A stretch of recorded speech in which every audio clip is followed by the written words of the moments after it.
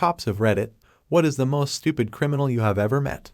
When it comes to stupid calls, the list is extensive. There's the mother who called because her 6- and 8-year-old sons were fighting over Pokemon cards. There's the lady who called to report feral cats in her home, which turned out to be 2 kittens that were less than a month old. There's the guy who called to report that the ducks in the pond behind his home were snoring and keeping him awake. Admittedly, that was my top winner for a long time. But I feel like early last year, a new winner arose to accept the stupidest call I've ever been to. The call, which was initially reported by a third party, came out as a disorder in a parking lot. 2 men were outside of their vehicles, arguing with each other. Then, while I was on my way, one of the involved parties called and said that a person was blocking him in. That's not too uncommon. Many people make many bad decisions. I think blocking someone in is pretty high up there on the bad decision scale. But I've seen it. Someone takes your parking space, which really brings up the argument.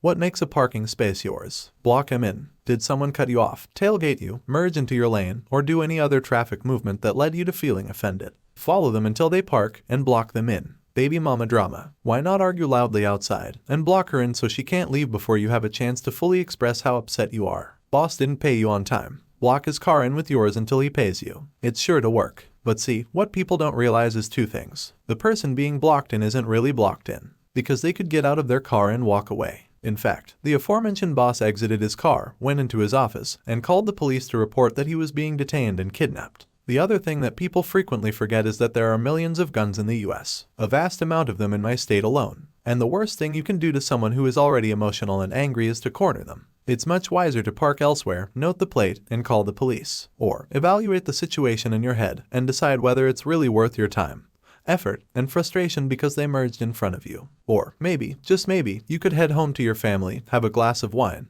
and watch the Modern Family marathon. But back to my call. As I'm driving, I'm speculating on the possible options I could be facing on my arrival. I pull into the parking lot. It's a grocery store parking lot with a L-shaped strip mall of the anchor store and numerous smaller business on each side, along with a gas station on the corner, a freestanding auto parts store, and a chain restaurant that serves pancakes of the international variety. The parking lot is sizable with lanes adjacent to parking stalls, along with the access roads that run through the lot to allow ingress and egress. Fairly close to the center of the lot I see them. A Corvette and a lifted pickup truck. It's what is basically a T-shaped intersection in the parking lot.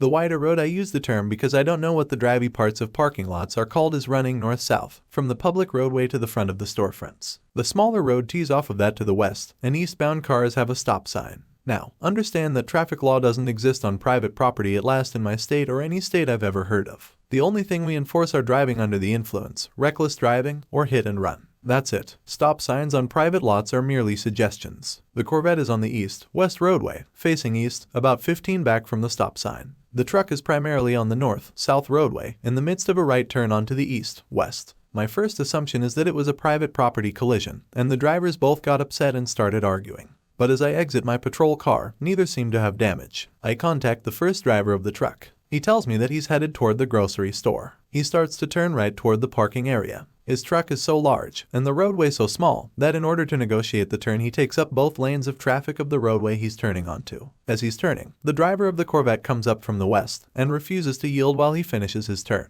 He stops in the eastbound lane, and refuses to back up. I clarify that there was no collision. I contact the driver of the Corvette. He tells me that he's trying to leave the lot. He is driving eastbound through the parking lot toward the larger road that takes him to the exit.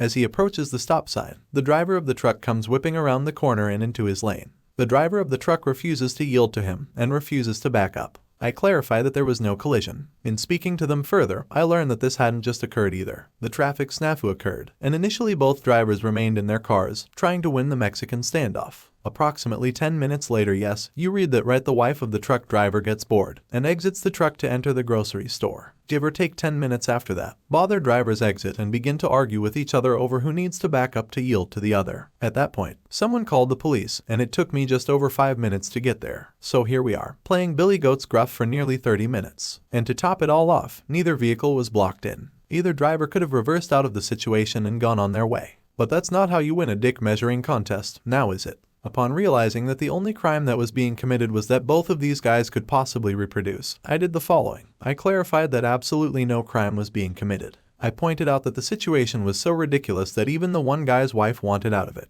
I told them both that I've met kindergartners with more maturity and they deserved every minute of wasted time they were spending here, but I wouldn't be a part of it. I suggested that they should find reverse, unless they were too childish to understand how cars worked. Then I turned and laughed out loud all the way back to my patrol car. I left and got Starbucks. To this day I still can't fathom two middle-aged men stopped in a parking lot for 30 minutes because each one felt they had a perceived right-of-way that doesn't even exist.